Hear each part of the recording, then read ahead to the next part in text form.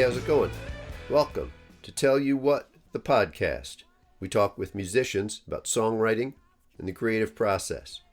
My name is Mike, and I was very excited to have the opportunity to talk with Kevin McKeown of the band Black Pistol Fire. I've been a fan of this band for a number of years, love their music, and I've been lucky enough to see a few of their amazing live shows over that time. Black Pistol Fire are a two-piece rock band from Austin, Texas, made up of our guest Kevin McKeown on guitar and vocals and Eric Owen on drums. Both of them are originally from Toronto, Canada. They've released 6 full-length records over the last 10 years, the most recent being 2021's Look Alive. We have a chance to discuss the making of that record, as well as the great single Bad Habit, which came out earlier this year. Black Pistol Fire have produced some great music over the years, and the band's sound has evolved as they explore and expand the possibilities that a two-piece rock band can create. But they've also made quite a name for themselves as live performers, and I cannot possibly describe adequately what the Black Pistol Fire live experience is like. You will not see a band give more of themselves, start to finish, every time than these two do. Words like explosive, blistering, acrobatic come to mind. Kevin is all over the stage, actually all over the venue, as he crowd surfs his way around, leaping athletically here and there as the two of them stretch some of their tunes out in searing, energy-building, improv journeys that take the entire crowd along on a wild ride. If you like the rock music and are not yet familiar with Black Pistol Fire, I am hereby giving a blanket tell you what guarantee that a Black Pistol Fire live show will win you over. You will be a fan by the end of the night, so check them out. I want to keep this intro short if I can because Kevin had so many great insights to offer on a variety of topics that we ended up talking for somewhat longer than our usual allotted time. He was a dream guest, attacking each topic and exploring the various aspects of my questions with, I now realize, the same commitment and energy he brings to his musical performances. We hear great insights on the various ways Kevin finds inspiration in his creative process. We hear about the various facets of performing in a two-piece rock band, how their amazing live shows developed, and what performance means to him, and lots more. So big thanks to Kevin for being such a committed and engaging guest. Also shout out to Taylor Wallace, artistic manager for Black Pistol Fire, for putting this together so smoothly. It's much appreciated.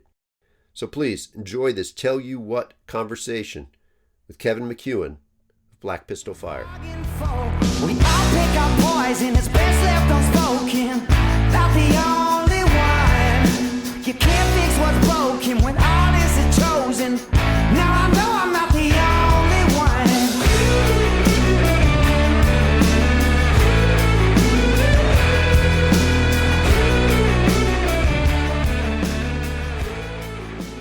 All right, Kevin McKeown, welcome to Tell You What, the podcast. I got to tell you, I have been looking forward to this one. I've been a fan of Black Pistol Fire since about 7 years ago when I saw you all blow people's minds at one of the small stages at Lollapalooza here in Chicago. As a band that built its rep on live performance, I imagine it might have been tough to weather quarantine and that break from touring. But congrats on coming out of that time so strong and with the success you've had on your recent tours. Some artists might have been knocked back a little bit, but it must have felt good to get back out there. Well, hey, first off, thank you so much for having me on your podcast. Sure. I appreciate it. And thank you so much for the kind words. And yes, it's great to be back. It feels like slowly coming out of the fog a little bit from the pandemic. But we've only got a chance to tour a little bit in the last, year and a half or so. But the climate out there seems to be feeling most familiar like normal than it has been. So nothing. Yeah, I'm very hopeful that things are going to start feeling the way they should again, or the way they used to. At least in the live music realm. Right. And you're at home in Austin. You're off the road for a little bit now. Yep. Back home. Speaking to you from my house right now. Yeah, we've got a few months off. Our last tour wrapped up somewhere around the beginning of September, and now we've got a little downtime until next year when we're going to try to release some new music and possibly hit the road again. Great. Well, we're all looking forward to that. All right, let's go back in time a little bit. Can you talk about your youth? What music maybe you were exposed to back then that might have found its way into what you're creating now? The earliest music I can remember would have been, some of the more traditional pop music from the 1950s, rock and roll. That's the kind of stuff that I remember being gravitating most towards when I was growing up.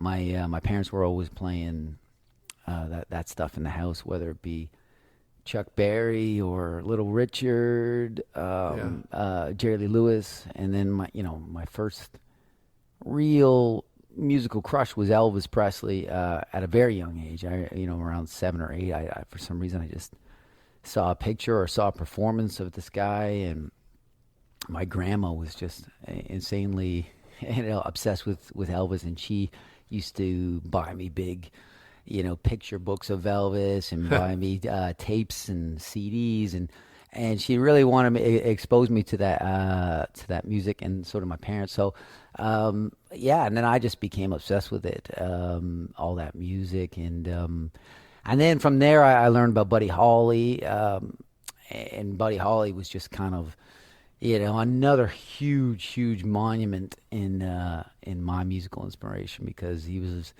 one of those first people that I remember learning that he wrote his own music, and he wrote and performed it, and he was so and when I listen back to his music, Buddy Holly's music, I'm still blown away at not only the way the records sound, but also just the simple but sophisticated songwriting style that he used, and it's still. So a lot of that music was kind of my first introduction into music, and then as I got a little older, my dad started showing me, Bob Dylan, the Beatles. The Beatles were constantly played in the house. Yeah. And actually, the funny thing about the Beatles is that I was just dropping off my 4-year-old son at school this morning, and we were listening to Revolver, that new Super Deluxe issue that came out. And it was just incredible to hear some of these things that you normally didn't get to hear, or you wouldn't have gotten to hear. But I started. Sounds like a whole new record, right? Yeah, and it, the same. I had the same feeling about the Get Back documentary that came out. It was last year or the year before, the Peter Jackson documentary. All that unseen footage that was just sitting on a shelf for how many years, and I was just kind of, it's almost like you're seeing something that you weren't supposed to see, the process of them sitting around coming up with a song, you're starting to see the birth of a song take place out of thin air, and how, how fragile that is. It's like, because I know what that feeling is like when you have an idea and you start running with it, but if it's not received well, or you don't feel like the energy is right, it can just die. It can just float off and go to the next person. There's a lot of happenstance involved, right? Yeah, so I really enjoy that. But back to what I was saying about the Beatles is that my little guy, he loves listening to the Beatles, and that's kind of our new morning ritual. We listen to the Beatles in the morning as I drive him to school in the morning, and I wonder, why that is, that most folks, they're just such a universally loved band. And, and they, it's music that just stands the test of time. And I don't know why that is. And I started thinking about my parents, and my parents will play me the Beatles. Right. And then I love the Beatles. So now I'm playing them for my son. And then if he, enjoys the Beatles as much as I do, he'll show it to his kids. And it's just this thing that I think the Beatles are the one entity that will outlive everybody. It's kind of fascinating because at the time when your parents were playing it for you, it was new. The Beatles were doing some things that weren't done before, right? Right, yes. But now there's been all this music in the interim that was influenced by them. So it's not new, yet there is still something there that your kid is finding fascinating to him, right? Yes, and that's what I find most fascinating is I will play him new music. I will play him new, exotic sounds, crazy things, all the new technology we have at our disposal to make new and interesting sounds. But there's something that happens to a child when they hear something that is just instantly catchy or recognizable or something they can latch onto, whether it's the rhythm or it's the vocal hook or the melody. And I find that fascinating because he's like that with most music, but Beatles in particular.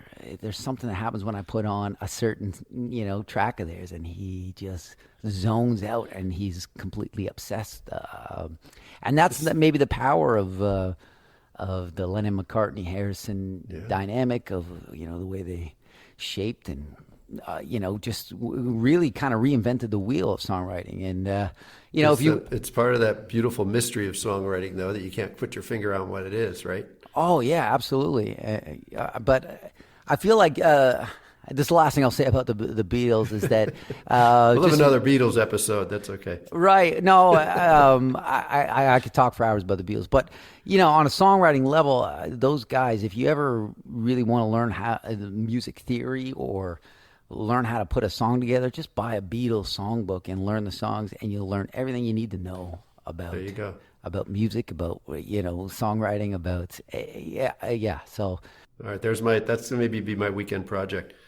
Let's get back to your youth again. So, was guitar your first instrument, and was blues rock kind of the way you dove into the guitar right out of the gate?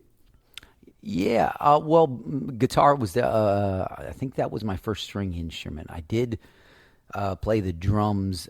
So growing up, my family was, my dad was from Belfast, Ireland, and my mom was from Glasgow, Scotland. So they came over very young, but we were... To Toronto. Toronto, yeah, Toronto, Canada. And so we grew up, with, a lot of traditional Scottish and Irish roots. And one of the things that we all did as a family, kind of a Partridge Family kind of scenario, was that we played traditional Scottish and Irish music. My brother, Sean, who's 2 years my elder, is a world champion. He's a world champion bagpipe player. Wow. And yeah, he's just a phenomenal player and musician for that matter. But so he grew up playing the bagpipes. My sister was a traditional Highland and Irish dancer, right. And then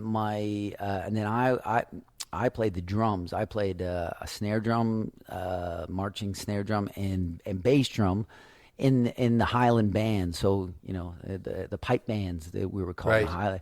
And that was kind of my introduction to playing any kind of quote unquote instrument. But guitar was the first real thing I devoted, my passion towards. And how old were you at this point when you picked up the guitar? Man, I want to say maybe around 10 or 11. And I remember my dad. Yeah, it was my dad. So my dad played guitar and still does. And he was the first to show me some chords on the guitar. And then that was my introduction to that. And so you meet your musical partner, Eric, in high school, Eric Owen. Yeah, actually you met. Yeah, we met much earlier. In Canada, we have kindergarten, junior and senior kindergarten. We met in kindergarten, so we met at a very, very young age, and then we didn't really start playing music until maybe the beginning, like freshman year of high school. Yep. So were you singing as well as playing the guitar from a young age as well? No, not as much. Not as much singing. I mean, I would sing along to the songs that I was learning on guitar, just kind of fumbling my way through a song. But I wasn't really trying to sing. I think I was more interested on just making sounds with the instrument before I really started to think about the voice as an instrument.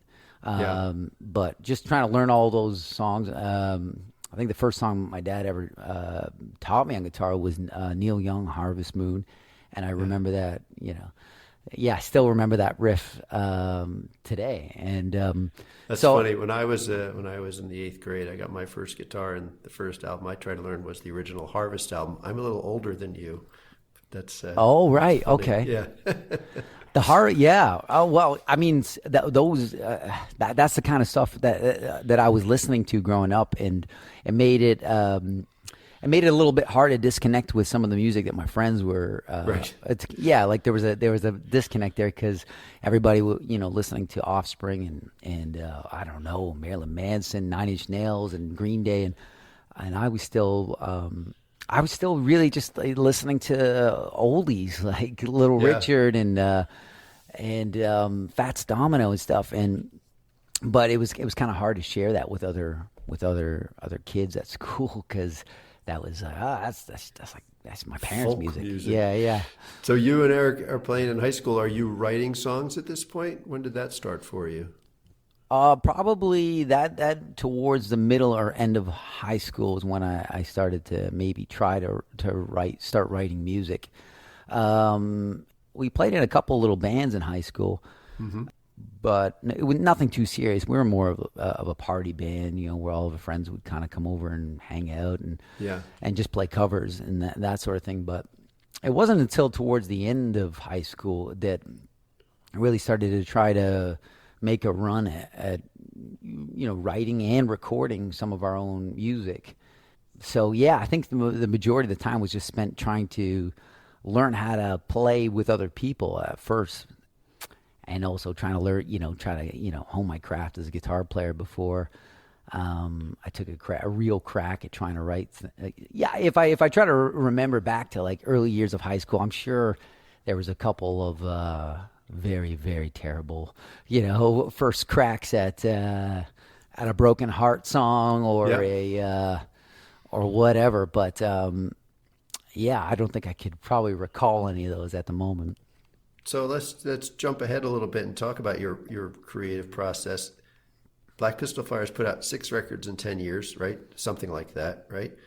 Yeah, that sounds about right. Yeah, these days that's considered a fair amount of production. Are you always writing and creating, or does it tend to come in streaks for you? How does that working? Oh yeah, constantly always writing, and I'm writing and at the moment right now, and so the pandemic kind of lifted or kind of interrupted the normal flow, because the normal flow used to be you write and you record and then you tour, and it's this cycle that it shouldn't, or it just never ends really, because you write, you record, you make an album, and then you got to go promote that album, and you've got to tour, and then once you get off tour, you got to get cracking on the next one, and that just goes on until the next thing you know, you're old and wrinkled. But the pandemic really shook that whole process up, because we had an album that was already kind of finished in the bag, and then we had to put it on hold for a good almost an entire year, because there was no way we could have promoted it or toured it during the pandemic. So I know that a lot of my friends and other songwriters, musicians found it really hard to create during the pandemic. And I've talked to a number who have said that. Yep. And I've gone through my waves of that, because I've always been someone that I like to create when I'm in a good headspace, or when I'm feeling inspired and feeling, I wouldn't say good, I just feeling like I've got things under control, and I've never been one to but if I'm deeply depressed or I'm sad or I'm heartbroken, to go run pick up the guitar and then start to a therapy session of some sorts. So I definitely went through that phases of that, but then I found through the pandemic I was just writing, and I was going through these big bursts of writing, and it wasn't necessarily, I didn't know what I was writing for. I didn't know if I was writing for the band, if I was writing for myself, something solo, a separate side thing, or if I was writing for other people. I started working with other artists during the pandemic, writing songs for other artists, working a little in the studio, helping, producing, and so it just kind of switched up this thing, because with the band, I've only ever been mainly focused, like tunnel vision, on this band for the last decade. Yeah, it's just, and you only had that 3 or 4 months in between Yeah. cycle to write, right? Yeah. So, and if nobody stops the ride or the train, then it just goes and goes and goes, and your brain just goes. So when the pandemic happened, everything stopped, and I was like, whoa, okay. This cycle that keeps going around and around year after year after year, there isn't a need for that right now. So, Yeah. which I found it really liberating, because sometimes I think you need to stop just to take a breather and reassess. What you're inspired by, and what motivates you to keep doing what you're doing, either creating or touring and stuff. And I think that for me, it was a bit of a blessing too, to kind of like stop, because now I find that I'm able to compartmentalize a lot with writing. Now, before, every time I would write and create something, even if it didn't sound like something that would fit into, say, the mold or the genre of the band, whether it be like a soft acoustic thing or like a rootsy kind of Americana thing, I would just kind of throw it, into the big cauldron of Black Pistol Fire, and then we would find a way to make it work. And now, there's other pathways, or there's other outlets for this stuff. It doesn't all have to be kind of. That's got to make things a lot more interesting for you in the process, right? To think about the ways these things might flower. Absolutely. Well, and that's and if that the Black Pistol Fire only consists of myself, guitar and vocals, and then the drummer Eric. So and sometimes we'll have a keyboard or like a synth bass kind of accompanying some of the songs, but it's very limited amount of elements that we have to work with. So when you have ideas that are a little bit grander than what the tools at your disposal, it can make things a little bit difficult to carry out your exact vision. So if you have 3-part harmony, or you have 2 guitar parts, or you have a thicker arrangement of strings or keyboard or pad, sometimes all that stuff can get whittled down to just the bare bones, which is a good thing. I think that's what being in this band of just a duo or a 2-piece band for 10 years has really allowed me to not overcomplicate things. And right. That's a huge leg up, I think, with songwriting, because if you don't have certain boundaries, or you don't have certain constructs or rules to put on yourself, then you can get carried away, and you can kind of lose sight, or lose the point of what that project is. Yeah, exactly. But if you're doing that over and over again for like I said, 10 years or a decade, you start to want to be able to branch out and do it and experiment with other things, like bigger arrangements and with other instruments and whatnot. So another positive effect of quarantine. Yes, I'll put that on the list. Absolutely. So what does writing look like for you? Sitting down with an acoustic guitar? Are you taping things? Are you writing things on a notepad? What does it look like? It's a hot mess of everything, really, because during the pandemic, I kind of learned some new ways of. I think the hardest thing for any writer or creator is to stay inspired. Like we all know that white hot joy feeling we get when we're extremely inspired, and it takes. Sometimes it feels like it can take an army to get you away from what you're doing. But when you don't have that, it's really hard to show up. To just every day show up and be in the room, and hopefully, the muse is flying around, and you can maybe just catch a glimpse of it. But so for me, I'm always keeping. Nowadays with technology, you got your phone, you got your iPhone, so you got hundreds, if not thousands, of voice memos, whether it be a little vocal idea, a lyrical idea, or instrumentation. And then on top of that, I've got, stacks and stacks of journals and notes. Sometimes it's just poetry. Sometimes it's just kind of outpour of whatever you were feeling that day. And some, you know, and you, I don't know, if you look through some of these notebooks, you'd say it's the workings of a mental patient, or it's of a madman of sorts, because it's just all scribble, and then I'll circle something 3 times so I can remember that's just a good line or whatever. And it's but during the pandemic it was interesting because because we all had to be secluded from each other in isolation.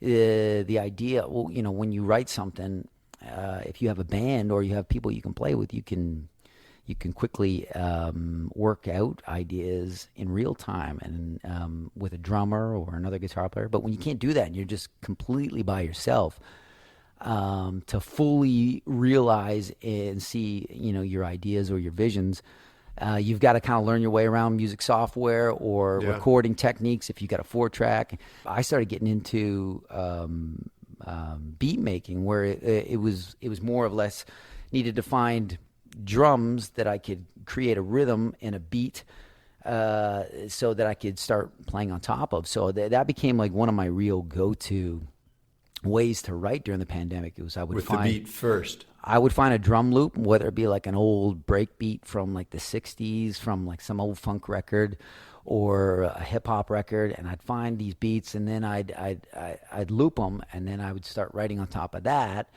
And then I would start looking for other strange sounds to spark a melody idea. And so it's really interesting because I've got all these different ways.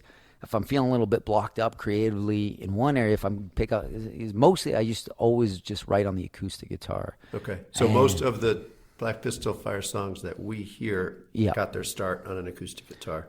If not 90% of them are all started on the acoustic guitar. Yeah. You know, and most of the time, you know, this might sound a little silly to say, but they start on acoustic guitar in a bathroom or a restroom, because it's not, you know, a place where I'm like, every time I pick up the guitar, you know, I've got to use the restroom, I got to go pick up the guitar. No, it's not like that. It's just that the privacy or the closeness of a bathroom and the acoustics always made me feel like, okay, I can hear the idea better in here, or That's interesting. Yeah, and even when we tour now, if I'm writing or something and I have an idea and I whip out my guitar, I just go into the bathroom, shut the door, and get my phone out and start recording. And I don't know where that came from, and maybe it was because I didn't want to, you know, bother other people. Exactly. You know, even in the early days with, you know, when me and my wife lived together, if I got an idea at 2 a.m, she was sleeping. I was like, I don't want to wake her up. So I go in the bathroom, shut the door, put the fan on.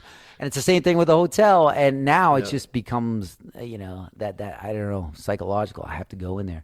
But if I feel a little blocked up creatively in the bathroom, I know that sounds bad, but then I'll switch gears and go somewhere else. You know, maybe because I have a piano in the house, or I'll go upstairs and then I'll find a drum loop or something that's really, really inspiring to me. Or it doesn't even, nowadays it's not even a drum loop that can inspire me. It can be just like, you know, a sound. You know, now you've got all these libraries of samples and sounds, like.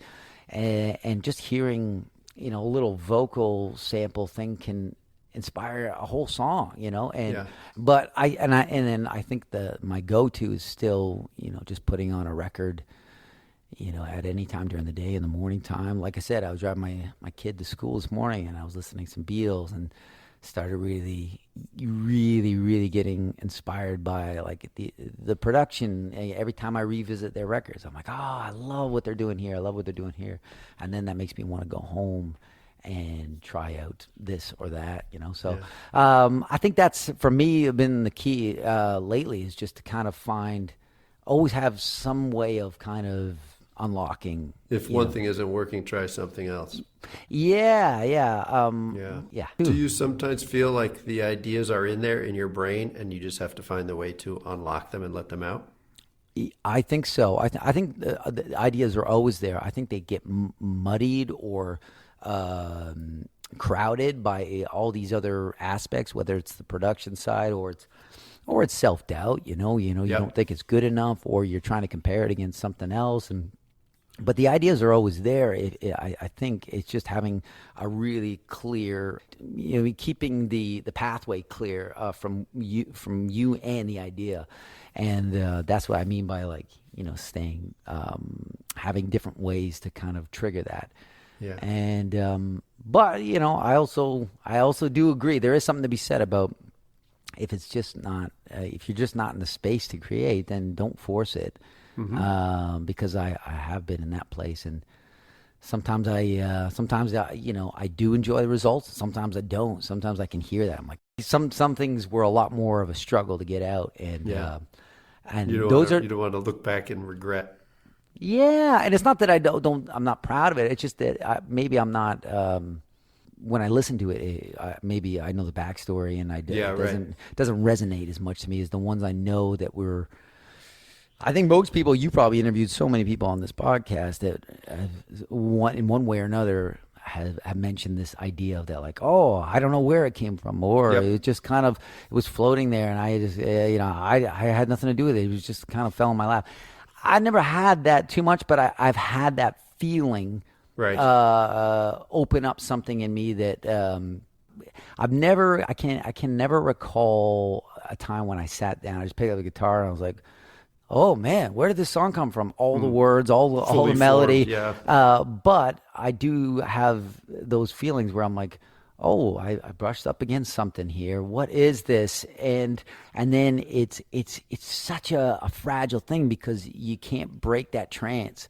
It's like waking up from a dream, right? You have to stay in it, because once you break it, I can't count the number of songs that have never seen or won't ever see the light of day because you said, this is really great. I'll get back to it tomorrow. Right. And you get back to tomorrow and you're like, it's just not, it's not doing that thing that I felt yesterday. And I don't know. And then now I wrestle with the other side of that too, is that when I really, really love something I'm working on, I'm very mindful not to beat it to death, because if I beat it to death, then I'm going to end up hating it. So I have to, you straddle this line of... It's a delicate dance. Yeah, knowing when to be like, okay, I'm calling it for the night, Right. Yeah. We're going to get back to process a little later. We're going to talk about some specific songs and things. I want to talk about a couple other things. I know you probably get tired of answering questions about playing in a two-person guitar, drum, rock combo. Mm-hmm. But I find it fascinating kind of from a rock music history perspective. I mean, I'm no rock historian, but from my experience, I don't really know of any popular guitar, drum, rock combo before White Stripes, right? Mm-hmm.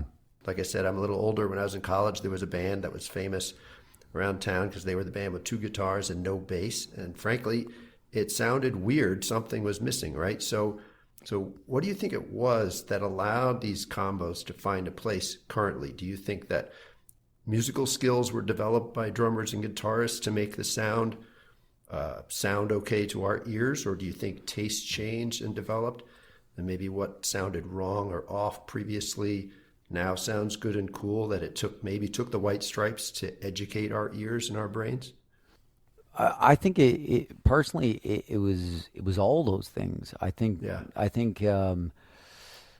technology had a big part in what we could do when it comes to the advancement in guitar pedals and recording equipment. And it's tricky because if you had I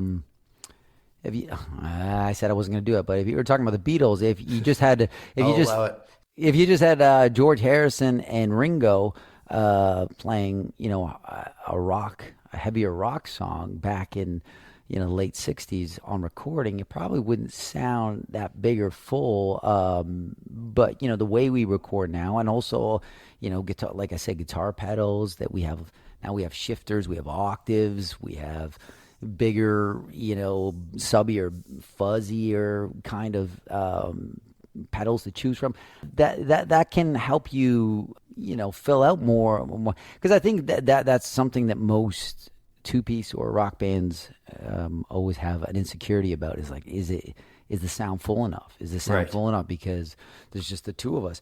But that being said, I also think that there's something to be said about something that's very stripped down, very raw. Sometimes things don't need to be full and like fat and so much low end that is busting your speakers. I don't think you can still get the emotion from that. So I think when a band like the White Stripes came along, I think it just kind of introduced people's ears to something that sounded somewhat familiar, but it was something that they hadn't heard before. What I've learned over the years is that people, as much as people enjoy the recorded material, they really, really, really love the live experience, the watching. We're going to get to that next. Yeah. But yeah, and that plays into the two-piece thing because, it's just I think people enjoy watching two people get up there and do this thing. You know, there's something really... It's almost like a magic act to see two people make that much music, right? Right, yeah. And seeing how they do it, and then seeing how they interact. Because when you play with just two people, there's two aspects to that. You have the freedom to kind of improvise or go off the grid or go anywhere. That's one of the most freeing things that we have in the band, Eric and I, is that if I want to slow the tempo completely down to halftime, or if I want to change keys, or if I want to ramp it up to double time or something, I can do that. Because it's only one person that you have to connect with on this. Yeah, and he just has to make sure that we're both kind of in sync and we're both on the same page, and then we can do that. And it's a lot easier to do those things or make those shifts, make those jumps and changes sporadically when there's only two of you. When you have 4 or 5 people in a band, that's where things can get messy, and it can be a bit of a train wreck if you're not doing things that are specifically rehearsed, right? Right. So I think people enjoy watching that, and I think if you go back in time to even the 50s, there was always rock and roll recordings or outfits that were just two people, like whether it be Muddy Waters or Buddy Guy and just a harp player, that's true. Or John Lee Hooker, just him, his voice, guitar, and a harmonica player. One of my favorite records of all time is this record called Hooker and Heat by John Lee Hooker, and it's literally just him and a guitar and his foot just stamping on a wooden floor, and harmonica. And it's like there doesn't need to be much more than that. To me, that already is like, you start adding anything else in there, and you're gonna completely ruin the illusion and the magic of that. So I couldn't tell you exactly what it is about two-piece or rock duos why people find them fascinating, but I'm still trying to figure it out myself. Let's continue that thread and talk about live performance. It's been such a focus for you as a band as you've made your way. It's been your calling card, so to speak. I've seen you play a few times. Every time you've got the entire room in the palm of your hand. Such a dynamic, energetic, explosive performance. But I would say it works so well for you because it does not seem contrived, right? It is not showmanship for its own sake. Both of you appear to be intensely involved with the music in like a physical way. Would you agree with that statement? Absolutely. Yeah, I think that's the only way to describe it, is that it is a physical reaction, the moment that, for me at least, when I walk on stage, something shifts, something changes.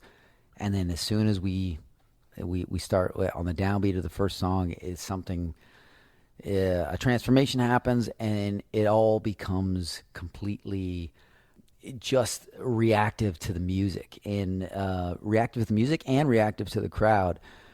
I can't figure out the mechanics behind a lot of that stuff, because a lot of people will say to me, "Oh, you're a very quiet, reserved guy when you're not on stage, and then when you're on stage, it seems like you're kind of going AWOL," and it's like a yin and a yang thing, and I don't know what that is, and maybe it's the music, or maybe it's the environment, maybe it's the crowd, maybe it's all those things. I don't know, but all I know is that when ever since Eric and I started playing together, it had always felt like it was being catapulted by extreme intensity, like whether it be a softer or a down tempo or an acoustic song, I still feel like my heartbeat is going like a million beats per second, because it might just be gratitude, or that I'm getting to do. When I was younger, all I ever really dreamed about was like, I wonder if I could just play music for a living. Yeah. And the fact that I get to do that, and the fact that people care enough to come out and see us play or buy an album or listen to our music is just incredible. And so when I think there's a desire to make sure that people and myself feel that gratitude. So I don't think we could ever get up there and phone it in, so to speak. I think it's because when the day comes where we're getting up there and we're just kind of going through the motions, and it doesn't spark that emotive reaction in us, then I think that's the time we should probably stop doing it. Well, I don't think there's any danger of that. I've got videos on my phone of shows in Austin where you are literally spinning around in the dirt at my feet playing the guitar. Oh yeah. And this is the kind of thing that happens at every one of your shows. You're out in the crowd, you're crowd surfing, you're leaping onto and off of things. It never stops. I think I've said this before in interviews, but me and Eric, when we first started playing as Black Pistol Fire in Austin, and in and around the States, we used to tour. We used to play to nobody. There wouldn't be anybody in the crowd. There'd probably be 2 or 3, 4 people, maybe the bartender. And a lot of the times when you're playing in those places, people aren't paying attention. They're sitting at the back. They're talking. Yep. And there became this really deep, desire for us to want to capture people's attention, and so we would try to really hone that, like our live shows. We would really try to make sure that we could put together songs and a live set too that really pulls people in, and it was everything. It was from when we first started out, we realized that people love cover songs because they know those songs. Like if you play a cover song, then they can sing. That automatically will bring somebody in a little closer if they're not, if they've just got one foot in. So what we started doing was throwing in snippets of well-known classic covers or whatever into our songs. If we had a moment where we would break the song down and it would get quiet and we'd start improvising, jamming, we'd throw in a snippet of a cover, and all of a sudden, somebody who was having a conversation in the back of the room would say, yeah, they're playing Sympathy for the Devil. Oh, I know this one. And then that would kind of take them out of their conversation world and then bring them a little closer into the show. And then, if they stick with you long enough and you've got them, then that was always the goal. And then other times when when you're feeling the music so much that you want to, physically you want to you take that energy and throw that energy into the front row of the crowd, then that's a very interesting experience too, because soon as you get close to the crowd or you do something that's very receptive and you see it gets a response, all of a sudden it's this reciprocation thing that happens during the show. So if I go into the crowd and everyone starts really amping up and going ape shit, then I start to go another level higher. Then they'll start going, and then all of a sudden, the energy starts circulating and it starts moving across the room through the crowd. And I mean, that's kind of what we're trying to do with all our shows, is just have this conversation back and forth with the crowd, a reciprocation of, and I guess for our shows, it's mostly energy, Yep. Mm-hmm. Well, it's working, I can tell you that. All right, so let's talk about some specific songs, some of your recent work from the Look Alive album, which came out, 2021, last year, right? Yep. I want to talk about the song Level. I read a quote from you where I'm pretty sure I have this right. You were talking about this song. It really caught my attention. You said something like, I can always feel when a song has weight with me personally, where I can rework it into an entirely different song and still have it feel appropriate to the original vibe. Right. Does that sound familiar? I would love to hear you expand on this quote if you can. maybe in particular with your experience of creating this song, Level, as an example. I think I was trying to say that most of the time I feel like a good song or a song that I like listening to or a song I like playing or a song I've written are usually good songs if they work in many, many facets. So like if I strip it down into just an acoustic song. And that's how I can usually tell if a song is a good song to my ears, if I can just play it on acoustic guitar and it still sounds like a good song. If the bones are good. Yeah. If that's, that's kind of, my analysis of, yeah, that's a good song. It still sounds good on stripped down or on piano or on acoustic. Like I said before, most, if not all, the songs by Black Sapphire are usually created on just the acoustic guitar. So some of the time it sounds good to my ears just on the acoustic guitar, and I think, oh, this is good. And then that kind of puts me in a dilemma of like, well, where should it go? Because it already sounds good on the acoustic. It should just be acoustic. And then there's other times where I know it's going to be an electric song because it's very riff-based, and I hear what the rhythm of the drums are doing. But that was a song for me where, yeah, I think I always envisioned it as a heavier song, like a full band arrangement. But when I first started playing it, I was playing it just like strumming through the chords, and then it almost sounded to me like it lived in an R&B or hip hop world because the way the vocal cadence was going, take what you can get, da da da da da da da. And I was doing that with an acoustic guitar and just putting these little jazzy chords over it. And I said, that sounds pretty good too.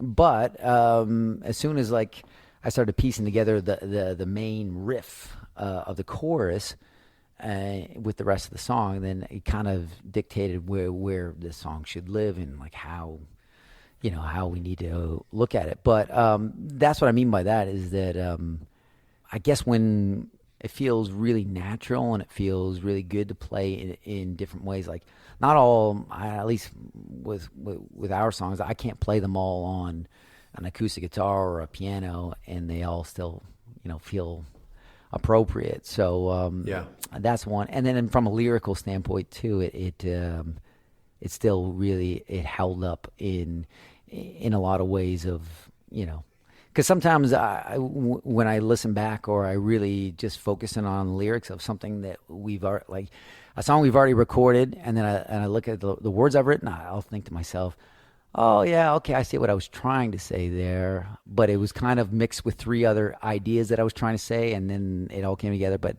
there's other songs that just seem very clear cut or straight to the point of like, oh, I know exactly what I was trying to say there.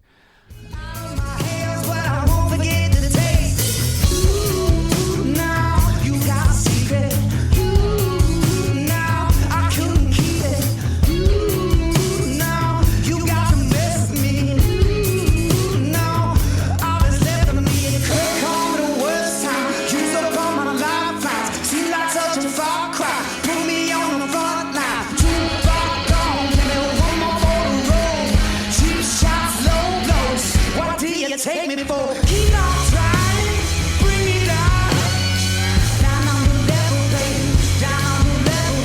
Keep on trying, bring me down, down on your level, baby, down on your level.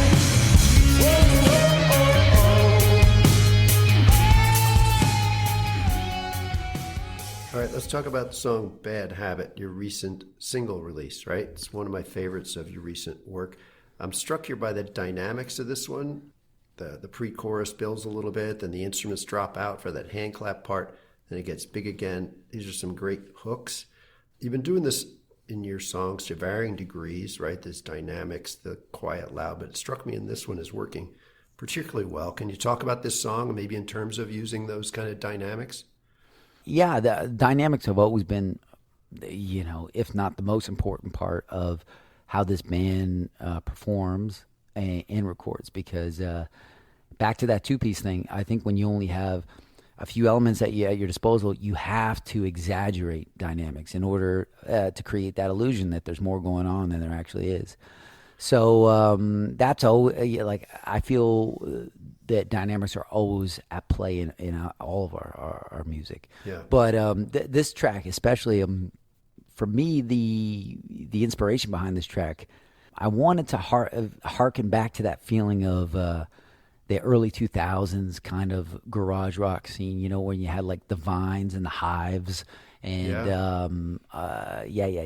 all these bands, and it just felt the riff to me felt a little bit 90s, but also a little bit garagey. So there wasn't a lot going on riff-wise or instrumentation-wise in terms of anything intricate going on with the guitar. So I think, when you have songs like that, then the only real thing you need to do is make sure that the dynamics sync up and flow really well with the song and melody. So I wanted a song to start off with kind of that really janky kind of strumming guitar, almost like Nirvana-esque, and then when we get to the verses and stuff, I wanted everything to kind of like, really cut out and suck out like vacuum and make it feel more like dance rocky, like, a Yeah Yeah Yeahs or, Arctic Monkeys or something. And then, when those choruses hit, get them, kind of grungy again. So it just felt like, a style that I don't think we've really touched on too much over the course of our catalog. So, and it just felt, it just felt like a good banger to have at the shows too.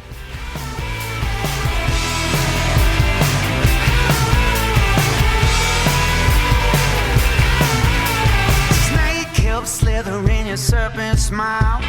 Oh, you got something to hide. You cut my head till you killed my joy. Wasn't like it was my choice. You breaking your body, you can't stop this heart. Once we get started, it comes when you want it. Comforts and creatures, both bottom feeders, finders and keepers, and true non-believers. Being buzzkilling, baby. Judge me or hate me, don't think you can change me, but nah.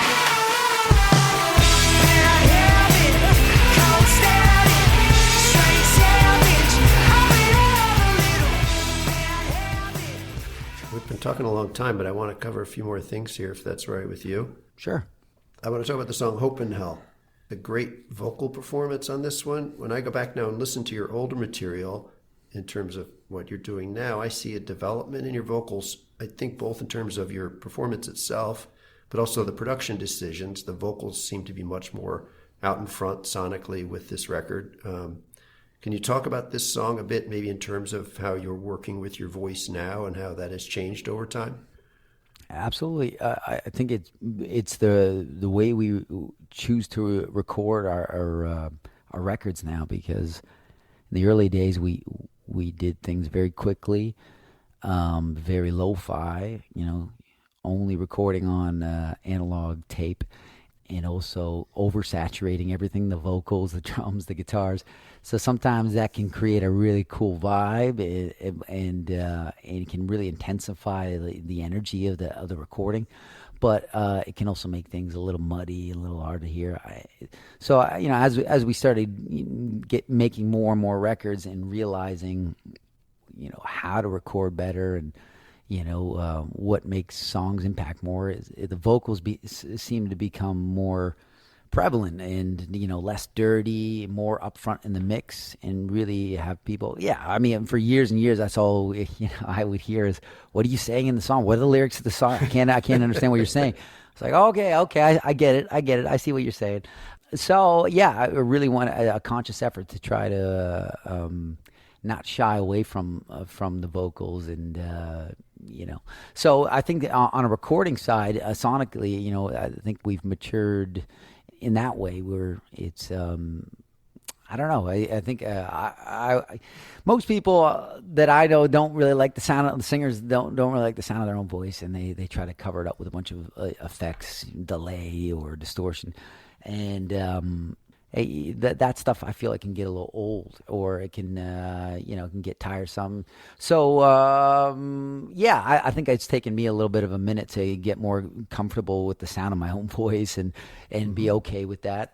But Hope in Hell was a song where the music spawned from a cover song. So I guess the last little piece of secret recipe that I like to try out if I'm really stuck on songwriting is cover songs, like going back to that cover song. So me and Eric were trying to work up a cover song for for whatever tour was coming up.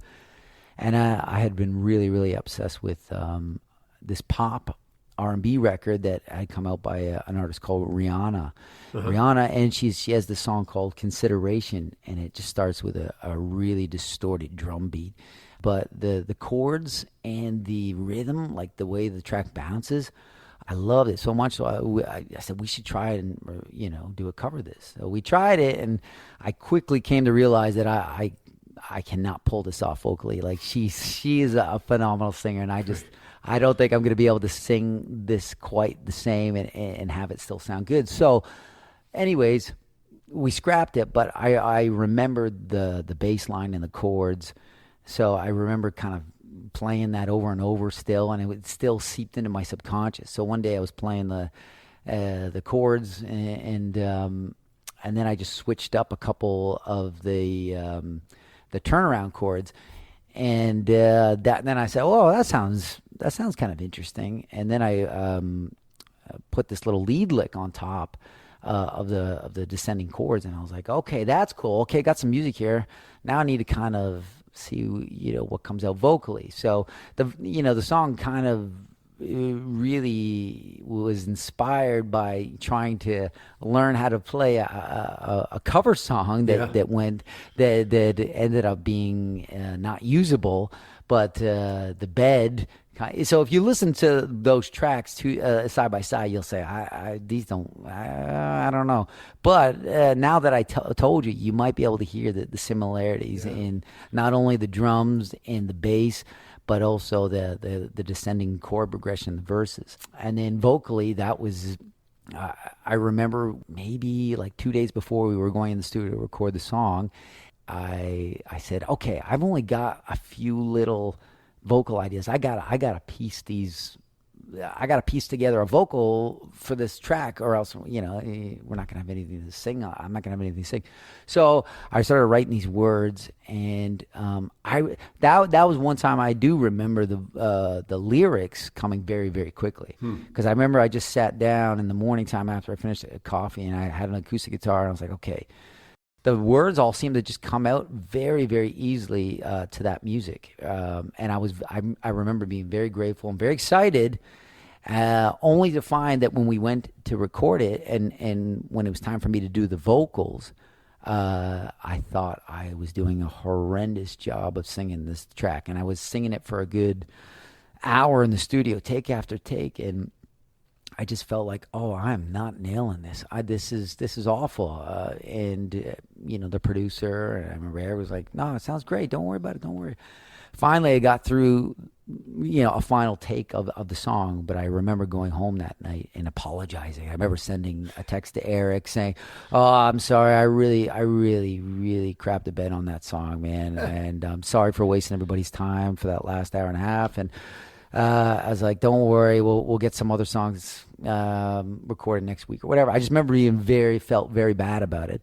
And then I didn't really do anything with the track for a long time. I think it sat in a folder for a good, I want to say almost a year and a half. Oh, wow. And then when it came time to Look Alive, to start, pulling tracks in, I remember we revisited that track and we were like, "Oh, that track's not that bad." And then we started, sharing it with a few folks. And everyone was like, "That's a great track." And so it almost didn't see the light of day because I thought I just thought I did not perform it well vocally. So and here we are. It's the track that I decided to pull up to talk about your vocal I know. performance, right? That's very funny that you said that, because Oh yeah, if you had been in the studio, I was so angry at myself. I was like, Well, I got to tell you, I was really impressed with your singing on this record overall. Really getting some of that like classic blues rock, emotional delivery.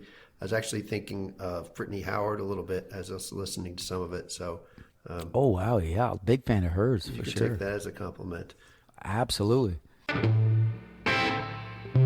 Was hoping no one noticed. This heart was left wide open. You walk right up and slowly. And Lord, I should have known it. It's over now, you see. You keep pulling at my seams. Fuck you in the house you rode in on. Down on my luck, but I never really had none. I softened up the blow.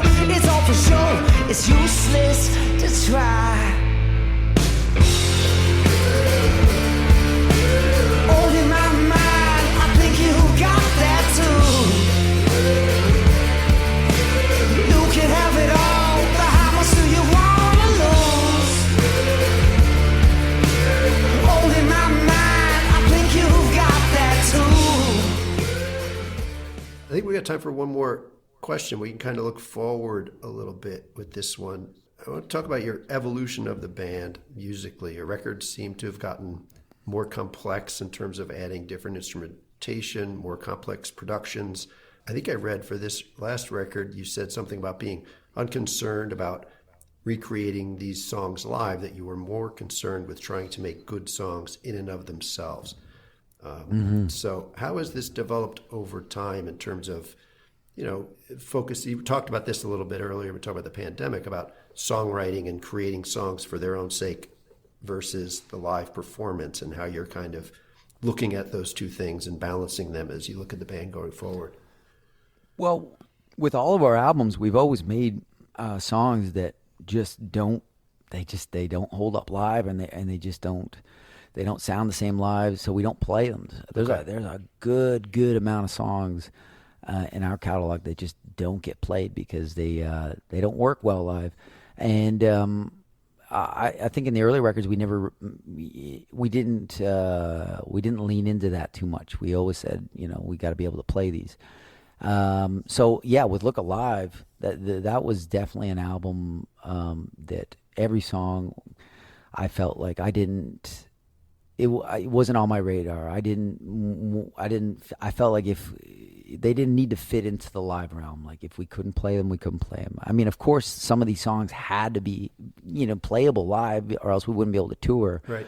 But we've always done that too in the past, where if there's a song that does really, really well and it's got extra instrumentation, we'll find a way to arrange it, or we'll find a way to work it up at rehearsal so that it still kind of carries enough energy, enough for people not to care. So if there's an extra guitar part, or there's like an actual bass guitar, people are not going to miss that live if you're just drenched in sweat and you're pounding them with energy, like a high intensity performance. So there's certain things that we've kind of been able to get away with over the past. But I think with this record, yeah, that was the main goal, was if a song needs a Hammond organ, and it needs a bass guitar, and it needs a rhythm guitar, or needs like some weird delay swirling backwards reverse effect thing as a pad in the background, then that's what it's going to be, and that was a very enjoyable, freeing experience for me to not be confined or restricted to just because I imagine most two-piece or duo bands have all gone through that, like, right. You can't do that. Oh, how are you going to do this live? How are you going to do this live? And you look at a band like the Black Keys, where, their big breakout record was an album that required them to bring out an extra bass player and a keyboard player and extra singers. And I really respect that, because it's like, there's two sides to that coin, because you look at a band like the White Stripes, and they never changed their dynamic. It was always just the two of them live. It was always just the two of them, and they were able to pull that off for, I don't know, what was it, 7 albums? Yeah. So you gotta give credit where credit's due, but it's also, I think, when you when you put too many rules on yourself and you can't expand outside the box, then you're hindering yourself and your creativity to a certain extent. So, yeah, that's kind of where I see this band going. Is like I don't want it to always be, oh, it's just got to be the guitar, the drums, and the vocals. That's all we got to work with. Because I think we would start making pretty boring records if we just stayed with that format over and over again. So, yeah. All right.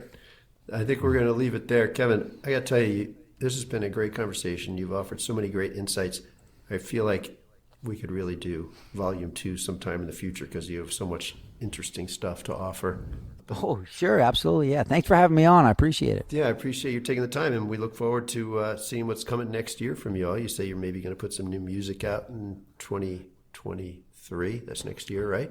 That's right. That's right. I took you a minute. It takes me a minute too. Is that 2023 next year? Yeah, that's right. Yeah, I think we're going to try to put out some new music next year, whether it be a couple singles, whether it be an album. Who knows? All I know is, we're going to have something to give you all's ears next year for sure. Excellent. I look forward to that, and I look forward to seeing you all out there live again too. So thanks very much again for taking the time.